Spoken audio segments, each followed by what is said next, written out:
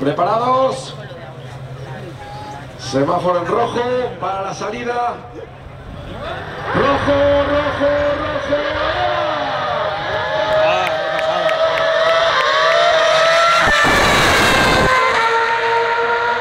Felipe Massa, vamos a ver lo que ocurre en el desarrollo de estos 4.005 metros.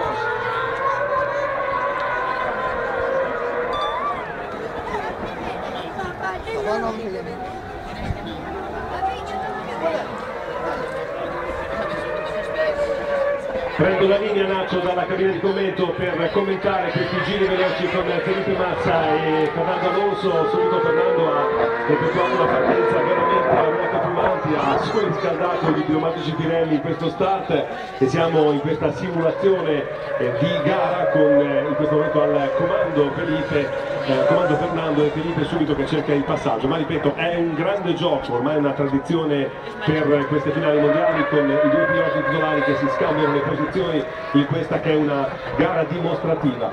Sarà importante, vorrei sottolinearlo, evidenziare anche il grande lavoro della squadra, perché come abbiamo più volte sottolineato il pilota è la punta di diamante, il pilota che guida la vettura, ma abbiamo anche la squadra che è dietro questa grande prestazione con il lavoro ai box, il lavoro di impostazione delle strategie.